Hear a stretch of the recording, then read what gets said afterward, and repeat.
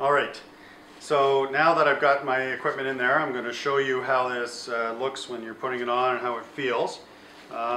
First of all, I will say that this handle is extremely strong and I have absolutely no issues with picking it up like this. It doesn't feel like there's any danger of it breaking or slipping or anything else, so that's nice. I'm going to put this over my shoulder here now for the front mount, and you'll see got a side clip right here. I've purposely left this piece loose right here so that it's easier to get in, and then I can just tighten it up like that. Now, the way that this sits is quite comfortable now that I've adjusted this strap. This strap right here should actually, this clip should be actually down a little further, but that's the way it came. But when I wore it like that, it felt like the bag was always tipping forward and actually was putting quite a bit of weight on my stomach here. So I tightened it up even past this first level here, and it seems to be sitting fine. And this strap back here goes, you can make that as tight or as loose as you want. I would say the only thing, I'm wondering why they didn't really include any extra little loops to hold it in, because both of these straps tend to hang and dangle a little bit, but that could partially be because they wanted you to have quick access to it. I'm not sure. Anyway, there it sits like that. Of course, I see that awesome picture in Vietnam I want. Pull her open. Camera comes out. Oh, probably would leave it like this, and it does sit like that in the bag as well, no problem. And there we go, good to go. So that way it works really well. I'm going to now show you that by turning it around how it looks and how it feels. The turnaround maybe not quite as quick and as slick as some of the sling packs out there. However, it's I think more than adequate enough. So what I'm going to do is I'm going to loosen this one, and I'm going to just take it like that, swing it over to this shoulder, and then tighten it up. There we go. And again, dangles a little bit, but maybe I'll figure a way out to deal with that before I go to Vietnam. Now on the back here, this feels very comfortable. I can say that probably I will not have any issues with it while I'm doing some treks. That's up in the Marble Mountains and Da Nang and all the rest of it. Feels quite comfortable. I don't think I'm going to bother taking this with me. It doesn't, I don't know, when I wore it, I'll try it again before I go, but when I wore it, I didn't seem to think that it made that much of a difference for what I was doing. And then not only that, I think it changes how it comes across this way when you want to wear it behind you. So I'm probably, and plus the extra strap, so I'm probably not going to worry about that when I go to Vietnam. All right. Okay, a couple of other pieces or features of the bag, which they talk about on their website and in the brochure. First, it's this little spine that they have inside of there, which is basically stiff foam with a piece of aluminum or metal, some type of metal in there. And I guess basically it's just supposed to help keep the form of the bag. I don't know why they bother putting it in a zipper other than to show it off to you. It could easily be completely enclosed in the bag and probably wouldn't make too much of a difference. Then this front pouch here, again, nice details on the zipper, and it seems good and strong.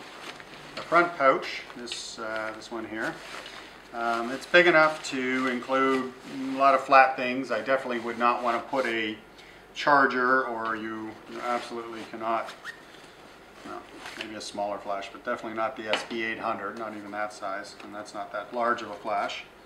So some flatter manuals or cleaning cloths and all the usual stuff there.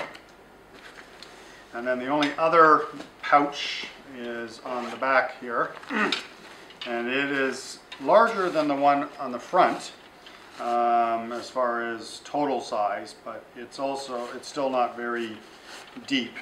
So again, You wouldn't put a flash back in there, especially since it would be sitting against your chest or against your back. So flatter things, and I don't know if you can get a tiny little reflector that would go in there or something like that, and it would fit in there just right. As I mentioned earlier, this bag goes with Kata's EPH system. Sorry, I don't remember what that means.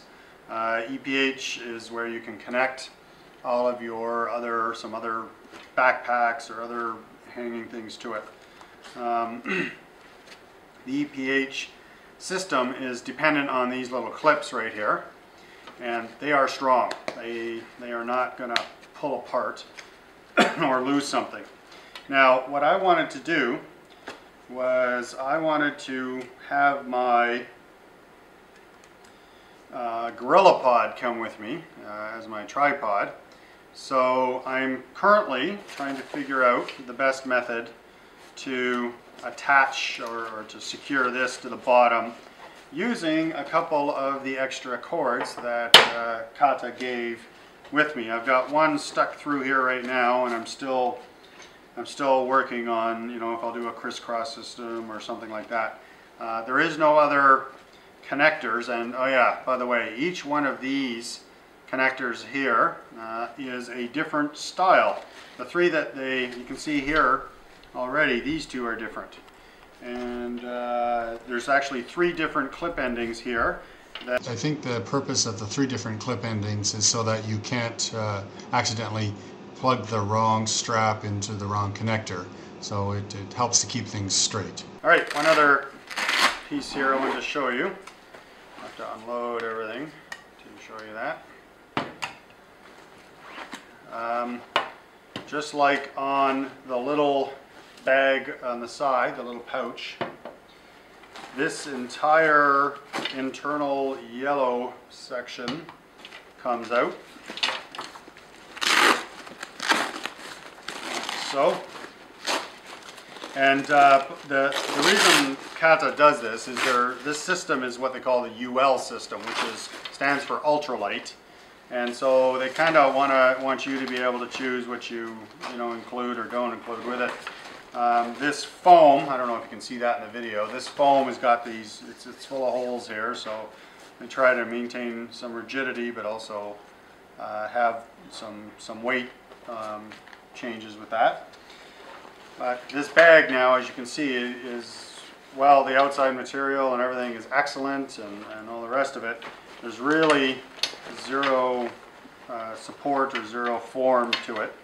I guess if you really needed to go ultra light or the lightest possible, or you had a special bag yourself you wanted to place in there without using their system, I guess you could do that. I definitely would not feel comfortable putting my D90 in there in the bottom. I'd end up putting other padding in there to kind of try and protect it. But I wouldn't just place it in there by itself, especially since on the bottom there's absolutely nothing. But here, there's still some foam on the back, and on the front there's also a tiny bit of protection, but you'll have to decide what you want to do with that, whether you want to leave it that way or not. I was a little skeptical when I first got it about whether how quickly this foam would go in or out and all the rest of it if I wanted to do it that way. And I will say that it does, because they have all the Velcro towards the top. I call this the cheese wedge from now on, I think. The giant cheese wedge here just kind of slips in real quick, and it lines up pretty nicely with the interior. So it's not an issue as far as speed or anything like that. Okay, the last bit, I haven't talked about the price yet. For me, I would say that this is probably the highest I would spend on a bag like this. It's currently 150 bucks on Amazon, and that is definitely the highest price. I wouldn't spend more. There's another black version. It's not the same though. It's not the ultralight series. It's a 317. This is the 318. And as far as I can tell, the difference is that this is a tiny bit bigger. Dimensions aren't quite exactly the same. It's got different material, and it's even lighter than what the other one is. So they're actually the same. When I bought, they were the same price. So I was kind of, I would have actually preferred the black one, but the features of this one are what I was after, and so that's why I went for this. Kata itself as a company, if I understand correctly, they actually produce a bunch of equipment for the Israeli military. So they definitely have a good background in producing equipment that is used in the field, and that was also something else that had inspired some confidence for me. I will, as a bag, like as an overall rating for the quality and everything else, I would definitely give it a 9 out of 10. I will take a look at it, or I will reevaluate that after I go to Vietnam, just to see, you know, I'll maybe put up another short video just to comment on my experience in Vietnam in May. So yeah, the quality and stuff, 9 out of 10 easily. The price, the value for that, you know, probably closer to an 8, but that's very subjective, so it's hard to tell. I also would like to say I'll probably end up every now and then taking this thing off and using it because it can be easily attached to another bag or another system. I probably will end up using that on some of my other systems when I want to incorporate that. All right, again, my name is Bob Stevenson, and I hope this video helped answer some questions for you, and thank you very much.